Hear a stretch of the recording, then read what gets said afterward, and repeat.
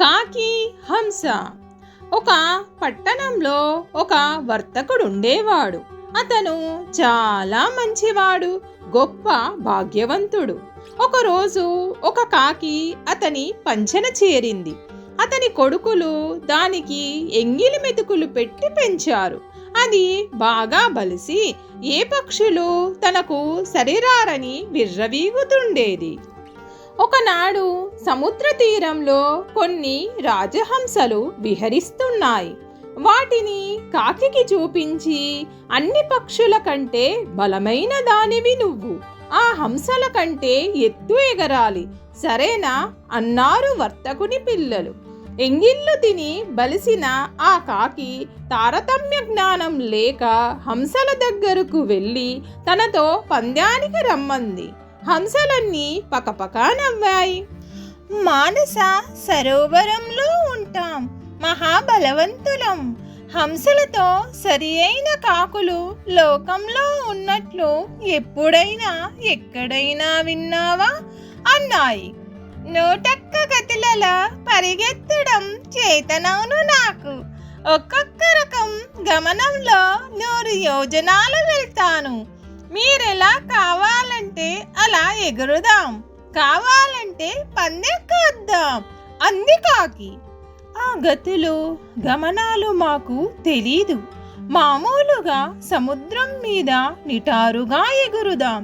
మేమంతా రావడం వృధా. మాలో ఏదో ఒక హంస నీతో పోటీకి వస్తుంది అన్నాయి హంసలు. అనడమే తడవు, ఒక హంస గుంపులోంచి బయటకు వచ్చింది. కాకి కూడా దాని వెనకాలే వెళ్ళింది. 2 సముద్రం మీదుగా ఎగరడం మొదలుపెట్టాయి. హంస నెమ్మదిగా వెళుతుంటే కాకి దానికి తన విన్యాసాలను చూపిస్తోంది. హంసను దాటిపోయి మళ్ళీ వెనక్కి వచ్చి ఎగతాళిగా పిలవడం, ముక్కు మీద ముక్కు మోపడం, జుట్టు రేపుకొని తిరగడం, ఈకలతో రాయడం, నవ్వడం మొదలైన పనులన్నీ చేసింది. హంస చిరునవ్వు నవ్వి ఊరుకుంది. కాసేపటికి కాకి అలసిపోయింది. అప్పుడు పొడుగ్గా ఎగసి పడమరకు పరిగెత్తింది కాకి. కాకి ఇంకా ఎంతమాత్రం ఎగరలేక రొప్పుతూ బిక్కముఖం వేసింది. హంసను మించలేకపోగా ప్రాణభీతితో వ్యాకులపడింది. అయ్యో, నా అవయవాలన్నీ వికలమైపోయాయి. కాసేపు ఎక్కడైనా ఆగుదామంటే పర్వతాలు, చెట్లు, లతలు ఏవీ లేవిక్కడ. ఈ సముద్రంలో పడితే మరణమే గతి అనుకుంటూ భయపడుతూ కళ్ళు తేలేసింది కాకి.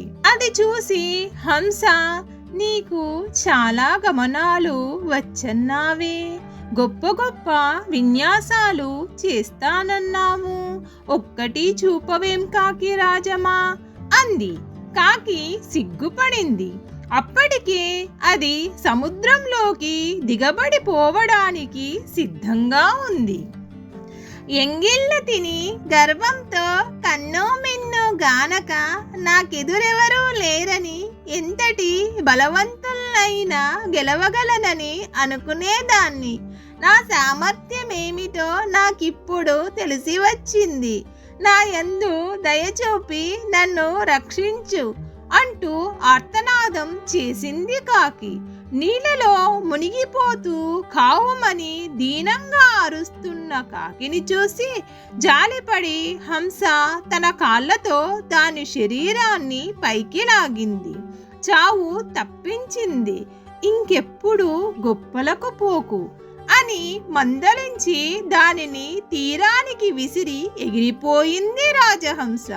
కాకి లెంపలేసుకుంది. మీకు ఈ కథ నచ్చినట్లయితే లైక్ చేయండి, మీ ఫ్రెండ్స్కి షేర్ చేయండి. మరిన్ని కథల కోసం కథా సమయాన్ని సబ్స్క్రైబ్ చేయండి.